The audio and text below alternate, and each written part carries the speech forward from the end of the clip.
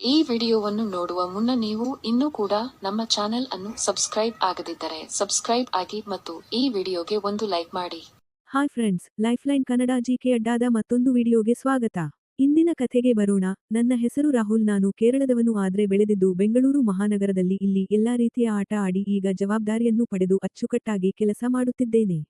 ಅಂದಹಾಗೆ ನಾನು ಎಂಎನ್ಸಿ ಕಂಪನಿಯಲ್ಲಿ ಕೆಲಸ ಮಾಡುತ್ತಿದ್ದೇನೆ. ಹಾಗಾಗಿ ಕೆಲಸ ಅಂತ ಬ್ಯುಜಿ ಲೈಫ್ ಲೀಡ್ ಮಾಡುತ್ತಿದ್ದೇನೆ. ಅದರಲ್ಲಿ ನೈಟ್ ಶಿಫ್ಟ್ ಕೆಲಸ ಮಾಡಿ ನಂಗೆ ಹಗಲು ರಾತ್ರಿಯಾಗಿದೆ, ರಾತ್ರಿ ಹಗಲಾಗಿದೆ. ಹೀಗೆ ಉಲ್ಟಾ ಜೀವನ ನಡೆಸುತ್ತಿದ್ದೇನೆ. ಸ್ನೇಹಿತರೆ, ನಮ್ಮ ಮನೆಯಲ್ಲಿ ತಂದೆ ತಾಯಿ, ಅಣ್ಣ ಅತ್ತಿಗೆ ಮತ್ತೆ ನಾನು ಇದ್ದೇವೆ. ಆದರೆ ಕೆಲಸದ ಕಾರಣಕ್ಕೆ ನಾನು ಅವರ ಜೊತೆಯಲ್ಲಿಲ್ಲ. ನಿಮಗೆ ಗೊತ್ತಿರುವ ಹಾಗೆ ಬೆಂಗಳೂರಿನ ಟ್ರಾಫಿಕ್ನಿಂದ ಅರ್ಧ ಜೀವನ ಸವೆಸಬೇಕಿತ್ತು. ಅದರಲ್ಲಿ ನನ್ನದು ನೈಟ್ ಶಿಫ್ಟ್ ಬೇರೆ. ಹೀಗೆ ಒದ್ದಾಡಿಕೊಂಡು ಕೆಲಸ ಮಾಡೋದನ್ನ ನೋಡಿ ನನ್ನ ಅತ್ತಿಗೆಗೆ ಸಹಿಸಿಕೊಳ್ಳೋಕೆ ಆಗದೆ ಒಂದು ಒಳ್ಳೆಯ ಉಪಾಯ ಕೊಟ್ಟರು.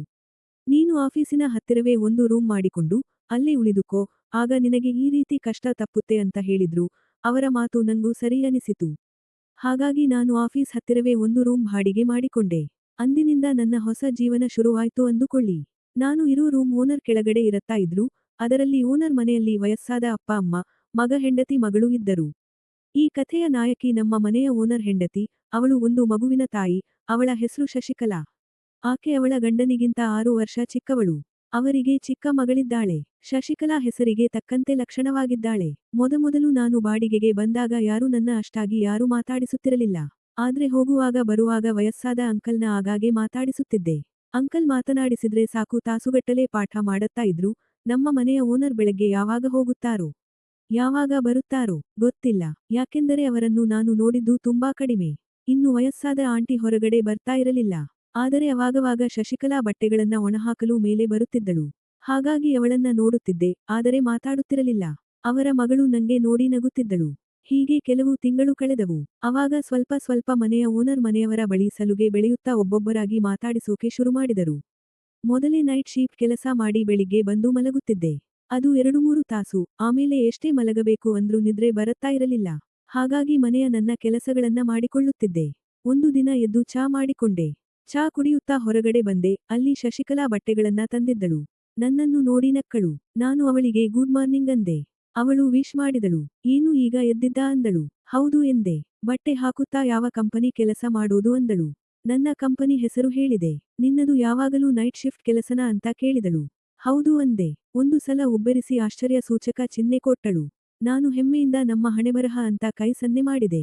ಅದಕ್ಕವಳು ಒಂದು ನಗು ಚೆಲ್ಲಿದಳು. ಆ ನಗು ನನಗೆ ಚುರ್ ಅಂತ ಎದೆಗೆ ನಾಟಿತು. ಶಶಿಕಲಾ ನಕ್ಕಾಗ ತುಂಬಾ ಸುಂದರವಾಗಿ ಕಾಣುತ್ತಾಳೆ. ಕೆಲಸ ಮುಗಿಸಿ ಮನೆಗೆ ಬಂದಾಗ ಆಗಾಗ ನನ್ನ ಮತ್ತು ಶಶಿಕಲಾ ಮಧ್ಯೆ ಸಣ್ಣಪುಟ್ಟ ಮಾತು ಆಗುತ್ತಿದ್ದವು. ಹೀಗೆ ದಿನಗಳು ಕಳೆಯುತ್ತಿದ್ದಾಗ ಅದೊಂದು ದಿನ ನಂಗೆ ಅತಿಯಾದ ಜ್ವರ ಬಂದು ಮಲಗಿದೆ. ಅದೇ ಟೈಮ್ನಲ್ಲಿ ನನ್ನ ಮನೆಯಲ್ಲಿ ಎಲ್ಲರೂ ಬೇರೆ ಊರಿಗೆ ಮದುವೆಗೆ ಹೋಗಿದ್ದರು. ಹಾಗಾಗಿ ಒಬ್ಬನೇ ಇರಬೇಕಾಯಿತು. ಜ್ವರ ಜಾಸ್ತಿ ಇದ್ದ ಕಾರಣಕ್ಕೆ ಕೆಲಸಕ್ಕೆ ರಜೆ ಹಾಕಿ ರೆಸ್ಟ್ ಮಾಡಿದೆ. ಮರುದಿನ ಹೇಗೂ ನಾನೇ ಎದ್ದು ತಿನ್ನೋಕೆ ಏನಾದರೂ ಮಾಡಿಕೊಳ್ಳಬೇಕು ಅಂತ ಎದ್ದು ಅಡುಗೆ ಮನೆಗೆ ಹೋಗಿದ್ದೆ. ಅಷ್ಟರಲ್ಲಿ ಯಾರೋ ಬಾಗಿಲು ತಟ್ಟಿದ್ದಂತಾಯಿತು. ಹೋಗಿ ಬಾಗಿಲು ತೆಗೆದು ನೋಡಿದೆ. ಆದ್ರೆ ಬಾಗಿಲು ಬಡಿದಿದ್ದು ಬೇರೆ ಯಾರೂ ಅಲ್ಲ, ಶಶಿಕಲಾ. ಅವಳನ್ನು ನೋಡಿ ಶಾಕ್ ಆಯಿತು. ಅವಳು ಗುಡ್ ಮಾರ್ನಿಂಗ್ ಹೇಳಿದಳು. ನಾನು ಕೂಡ ಹೇಳಿದೆ. ಆಗ ನನ್ನ ಅವಸ್ಥೆ ನೋಡಿ ಹುಷಾರಿಲ್ವಾ ಅಂತ ಕೇಳಿದಳು. ನಾನು ಹನೂ ಜ್ವರ ಅಂದೆ. ಡಾಕ್ಟರ್ ಹತ್ತಿರ ಹೋಗಲಿಲ್ವಾ, ಮೆಡಿಸಿನ್ ತಗೊಂಡಿಲ್ವಾ ಅಂದ್ಲು. ನಾನು ಸುಮ್ಮನೆ ಹುಮ್ಮಂದೆ. ಅವಳಿಗೆ ನನ್ನ ನೋಡಿ ಕರುಣೆ ಉಕ್ಕಿ ಬಂತೋ ಏನೋ. ಮಗುವಿಗೆ ಹೇಳುವ ಹಾಗೆ ಬುದ್ಧಿ ಹೇಳಿದಳು. ಅರ್ಧಂಬರ್ಧ ಕೇಳಿಸಿಕೊಂಡೆ. ಮತ್ತೆ ಹೊರಟು ಹೋದಳು. ಅಂದು ನನಗೆ ನಿದ್ದೆ ಬಾರದೆ ಒಂದು ರೌಂಡ್ ಹಾಕಿ ಬಂದೆ. ಮಧ್ಯಾಹ್ನ ನಿದ್ದೆ ಬರದೆ ಲ್ಯಾಪ್ಟಾಪ್ ಹಿಡಿದು ಕೆಲಸ ಮಾಡುತ್ತಿದ್ದೆ. ಆಗ ಶಶಿಕಲಾ ಬಂದ್ಲು. ಕೈಯಲ್ಲಿ ಏನೋ ಹಿಡಿದುಕೊಂಡು ಬಂದಿದ್ದಳು. ಊಟ ಆಯ್ತಾ ಅಂದಳು. ಹನೂ ಅಂದೆ. ಇದನ್ನು ತಿನ್ನಿ, ಬೇರೆ ಎಲ್ಲಾ ತಿಂದು ಜ್ವರ ಜಾಸ್ತಿ ಮಾಡಿಕೊಳ್ಳಬೇಡ ಅಂತ ಅಂದ್ಲು. ಆಕೆ ತಂದಿದ್ದ ಗಂಜಿ ಕೊಟ್ಟಳು. ನಾನು ಥ್ಯಾಂಕ್ಸ್ ಹೇಳಿದೆ. ಆಮೇಲೆ ಹುಷಾರಾಗು ಅಂದು ಹೋದಳು. ಆಮೇಲೆ ಅವಳು ತಂದಿದ್ದ ಗಂಜಿ ಕುಡಿದೆ. ಅದು ಖಾರವಾಗಿ ಚೆನ್ನಾಗಿತ್ತು. ಆ ದಿನ ಸ್ವಲ್ಪ ಸುಧಾರಿಸಿಕೊಂಡೆ. ಆದ್ರೆ ಜ್ವರ ಕಡಿಮೆ ಆಗಿರಲಿಲ್ಲ. ಮರುದಿನ ಕೂಡ ಮನೆಯಲ್ಲೇ ಇದ್ದೆ.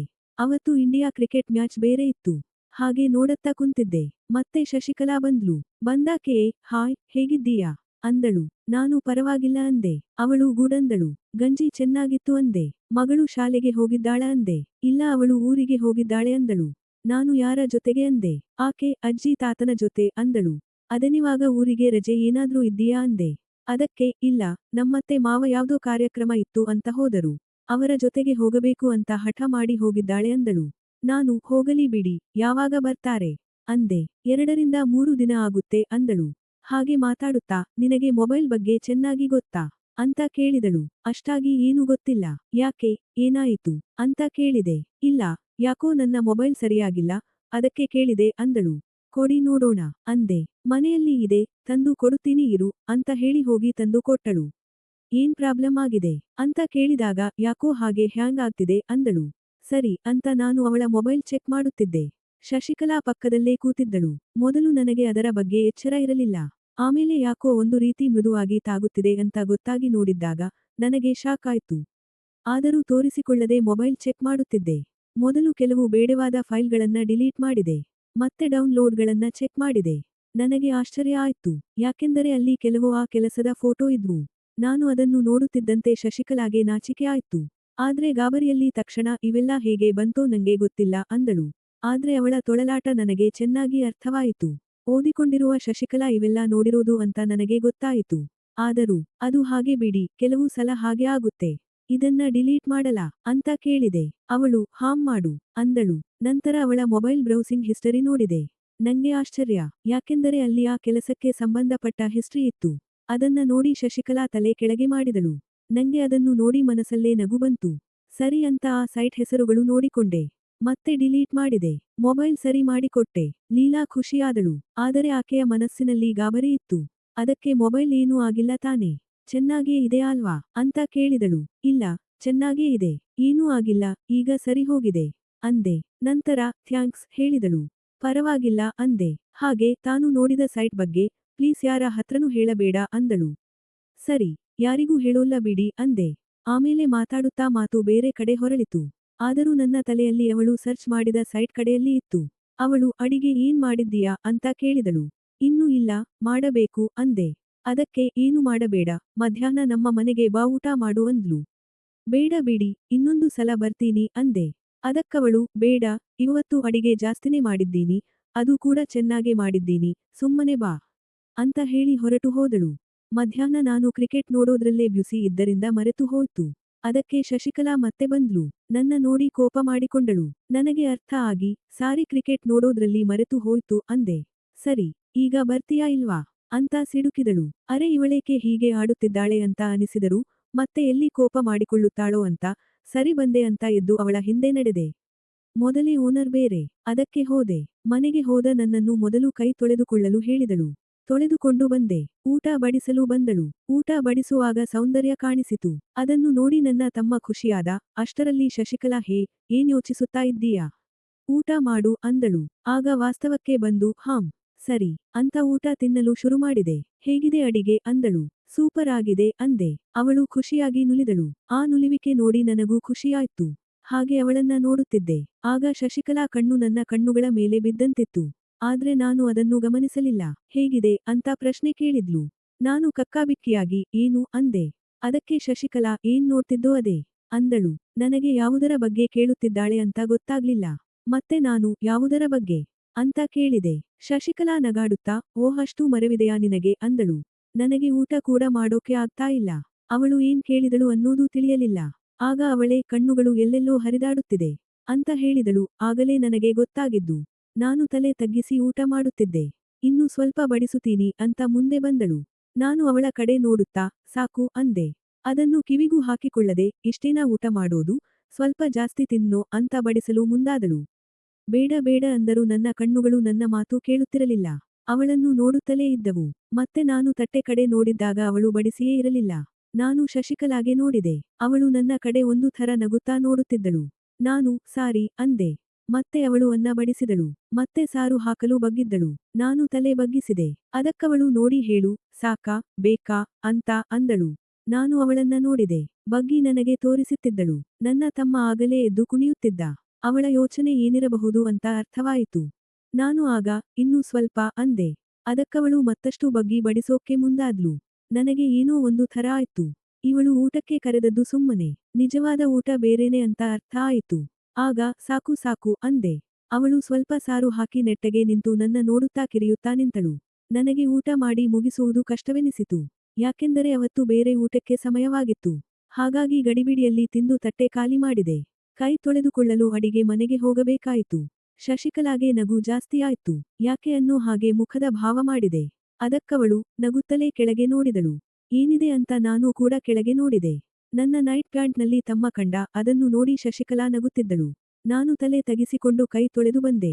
ಒರೆಸಿಕೊಳ್ಳಲು ಟವಲ್ ತಂದು ಕೊಟ್ಟಳು. ಕೊಡುವಾಗ ತೀರಾ ಹತ್ತಿರದಲ್ಲಿ ನಿಂತಿದ್ದಳು. ನನಗೆ ಶಾಕ್ ಆಯ್ತು. ಅವಳು ಮತ್ತೆ ಹಿಂದೆ ತಿರುಗಿ ನನ್ನ ನೋಡಿ ನಕ್ಕಳು. ನಾನು ಕಬ್ಬಿಣ ಕಾದಿದೆ, ಇದೇ ಒಳ್ಳೆ ಸಮಯ ಅಂತ ನಿರ್ಧರಿಸಿ, ನಿಮ್ಮ ಮನೆಯವರು ಎಷ್ಟೊತ್ತಿಗೆ ಬರುವುದು ಅಂತ ಕೇಳಿದೆ. ಅದಕ್ಕೆ ಅವಳು, ಯಾಕೆ, ನನ್ನ ಮನೆಯವರ ಬಗ್ಗೆ ಯಾಕೆ ಕೇಳುತ್ತಿದ್ದೀಯಾ ಅಂತ ರೇಗಿಸುವಂತೆ ಕೇಳಿದಳು. ನಾನು ತಡಬಡಿಸುತ್ತಾ, ಇಲ್ಲ, ಹಾಗೆ ಸುಮ್ಮನೆ ಕೇಳಿದೆ. ಕೇಳಿದ್ದು ತಪ್ಪಿದ್ದರೆ ಸಾರಿ ಅಂದೆ. ಅದಕ್ಕೆ ಶಶಿಕಲಾ ರಾತ್ರಿ ಆಗಬಹುದು ಅಂದ್ಲು. ಓಹ್ ಹೌದಾ ಅಂತ ಖುಷಿಪಟ್ಟೆ. ನನ್ನ ಖುಷಿ ನೋಡಿ, ಯಾಕೆ ಅಷ್ಟು ಖುಷಿ ಆಯ್ತಾ ನಿನಗೆ ಅಂದಳು. ಹಾಗೇನೂ ಇಲ್ಲ ಅಂದೆ. ನನಗೆ ಎಲ್ಲಾ ಗೊತ್ತು ಅಂದಳು. ಏನ್ ಗೊತ್ತು ಅಂದೆ. ನೀನು ಏನಂದುಕೊಳ್ಳುತ್ತಿದ್ದೀಯಾ ಅಂತ ನಗುತ್ತಲೇ ಅಂದಳು. ಮಾತು ಮಾತಿಗೂ ನನ್ನನ್ನು ರೇಗಿಸುತ್ತಿದ್ದಾಳೆ ಇವಳು, ಬೇಕಿದ್ದರೆ ಅವಳೇ ಬರಲಿ ಅಂದುಕೊಂಡು. ಸರಿ ನಾನು ಬರಲಾ ಅಂದೆ. ಅದಕ್ಕೆ ಶಶಿಕಲಾಗೆ ಶಾಕ್ ಆಯ್ತು ಅನಿಸುತ್ತೆ. ಯಾಕೆ, ಸ್ವಲ್ಪ ಹೊತ್ತು ಇರು ಅಂದಳು. ಇಲ್ಲ ಕ್ರಿಕೆಟ್ ಇದೆಯಲ್ಲ, ಅದಕ್ಕೆ ಹೇಳಿದೆ ಅಂದೆ. ಶಶಿಕಲಾ ಮುಖ ಕೆಂಪು ಮಾಡಿಕೊಳ್ಳುತ್ತಾ, ಅಷ್ಟು ಇಷ್ಟಾನಾ ಕ್ರಿಕೆಟ್ ಅಂದ್ರೆ ಅಂದಳು. ಅವಳ ಹಾವಭಾವ ನೋಡಿ ಮನಸಲ್ಲೇ ನಗುತ್ತಿದ್ದೆ. ಹಾಗೇನೂ ಇಲ್ಲ, ಮತ್ತೆ ಹೇಳಿ ಏನ್ ಸಮಾಚಾರ ಅಂದೆ. ಸಮಾಚಾರ ತುಂಬಾ ಇದೆ, ಕೇಳೋಕೆ ಪುರುಸೊತ್ತು ಇದ್ದರೆ ಹೇಳ್ತೀನಿ ಅಂದಳು. ಸರಿ ಹೇಳಿ, ಕೇಳ್ತೀನಿ ಅಂದೆ. ಸರಿ, ಇರು, ಬಂದೆ ಅಂತ ರೂಮ್ಗೆ ಹೋದಳು. ನಾನು ಹಾಗೆ ಸೋಫಾದಲ್ಲಿ ಕೂತಿದ್ದೆ. ಆಗ ಶಶಿಕಲಾ ಬೆಡ್ರೂಮ್ನಿಂದ ನನ್ನ ಕರೆದಳು. ನಾನು ಹೋದೆ. ಏನ್ ಕರೆದಿದ್ದು ಅಂತ ಇಣುಕಿ ನೋಡಿದೆ. ಶಶಿಕಲಾ, ಬಾ ಒಳಗೆ ಅಂದಳು. ಸರಿ ಅಂತ ಒಳಗೆ ಹೋದೆ. ಹಾಸಿಗೆ ಮೇಲೆ ಕೂತ್ಕೊಳ್ಳೋಕೆ ಹೇಳಿದಳು. ಕೂತೆ. ಅವಳ ಲ್ಯಾಪ್ಟಾಪ್ ತಂದು ಪಕ್ಕದಲ್ಲೇ ಕೂತಳು. ಏನಕ್ಕೆ ಇದು ಅಂತ ಕೇಳಿದೆ. ಇದರಲ್ಲೂ ಸ್ವಲ್ಪ ಪ್ರಾಬ್ಲಮ್ ಇದೆ, ನೋಡ್ತೀಯಾ ಪ್ಲೀಸ್ ಅಂದಳು. ನಾನು ಏನ್ ಪ್ರಾಬ್ಲಮ್ ಅಂತ ಕೇಳಿದೆ. ಇರು ಹೇಳ್ತೀನಿ ಅಂತ ಏನನ್ನೋ ಓಪನ್ ಮಾಡುತ್ತಿದ್ದಳು. ಆಗ ಅವರ ಮದುವೆಯ ಫೋಟೋಗಳು ಸಿಕ್ಕಿದವು. ಅದನ್ನ ನನಗೆ ತೋರಿಸೋಕೆ ಶುರು ಮಾಡಿದಳು. ಸುಮಾರು ಹೊತ್ತು ಫೋಟೋಗಳನ್ನು ನೋಡಿದೆ. ಮದುವೆಯಲ್ಲಿ ಸಣ್ಣಗೆ ಇದ್ದಳು. ಅಷ್ಟೇನೂ ಚೆನ್ನಾಗಿರಲಿಲ್ಲ. ಅದಕ್ಕೆ, ಅವಾಗಿಂತ ಈಗಲೇ ಚೆನ್ನಾಗಿದ್ದೀರಾ ಅಂದೆ. ನಗಾಡಿದಳು. ಮತ್ತೆ ಫೋಟೋಗಳನ್ನ ತಿರುಗುತ್ತಾ ತೋರಿಸುತ್ತಿದ್ದಳು. ನಾನು ಕೂಡ ನೋಡುತ್ತಲೇ ಇದ್ದೆ. ಸ್ವಲ್ಪ ಸಮಯದ ನಂತರ ಇದ್ದಕ್ಕಿದ್ದಂತೆ ಬೇರೆ ಫೋಟೋಗಳು ಬರೋಕ್ಕೆ ಶುರುವಾಯಿತು. ನನಗೆ ಶಾಕ್, ನನ್ನ ತಮ್ಮನಿಗೆ ಸಂತೋಷವಾಯಿತು. ಆದ್ರೆ ಒಮ್ಮೆಲೆ ಶಾಕ್ ಆಯಿತು. ಯಾಕೆಂದರೆ ಆ ಫೋಟೋಗಳು ಶಶಿಕಲಾದ್ದು ಆಗಿತ್ತು. ನಾನು ಅವಳನ್ನ ನೋಡಿದೆ. ಚೆನ್ನಾಗಿದ್ದೀನಾ ಅಂದಳು. ಸಖತ್ತಾಗಿದ್ದೀರಾ ಅಂತ ಹಾಗೆ ನನ್ನ ಕೈಯವಳ ಕಡೆ ಜರುಗಿಸಿ ಇಟ್ಟೆ. ಆಗ ಶಶಿಕಲಾ ಬೆಚ್ಚಿದ್ದಳು. ನನ್ನ ನೋಡಿ ನಕ್ಕಳು. ಫೋಟೋಗಳನ್ನು ನೋಡುತ್ತಿದ್ದೆ. ಮುಂದೆ ಫೋಟೋಗಳು ಎಲ್ಲವೂ ಬೇರೆ ಇದ್ವು. ಅದನ್ನು ನೋಡಿ ನನಗೆ ತಡೆಯೋಕೆ ಆಗುತ್ತಿರಲಿಲ್ಲ. ನಾನು ಹಾಗೆ ಮುಂದುವರೆದೆ. ಮತ್ತೊಂದು ಫೋಟೋದಲ್ಲಿ ಎಲ್ಲವೂ ತೋರಿಸಿದ್ದಳು. ಆಗ ನಾನು ಅವಳಿಂದ ಲ್ಯಾಪ್ಟಾಪ್ ತೆಗೆದುಕೊಂಡೆ. ಅವಳು ಆಶ್ಚರ್ಯದಿಂದ ನೋಡಿದಳು. ಯಾಕೆ ಅಂತ ಕೇಳಿದಳು. ಪ್ರಾಬ್ಲಮ್ ಏನು ಅಂತ ಗೊತ್ತಾಯಿತು ಅಂತ ಹೇಳಿ ಲ್ಯಾಪ್ಟಾಪ್ ಮುಚ್ಚಿಟ್ಟೆ. ಅವಳನ್ನ ನೋಡುತ್ತಾ ಟೈಮ್ ವೇಸ್ಟ್ ಮಾಡದೆ ಸೀದಾ ಅವಳಿಗೆ ಎದುರಾಗ ಸಮಸ್ಯೆ ನಿವಾರಿಸಿ ಬಿಟ್ಟೆ. ಅಂದಿನಿಂದ ಸಮಯ ಸಿಕ್ಕಾಗ ಶಶಿಕಲಾ ಮೇಲಿನ ನನ್ನ ರೂಮಿಗೆ ಬಂದು ಸಹಾಯ ಪಡೆದು ಹೋಗುತ್ತಿದ್ದಾಳೆ.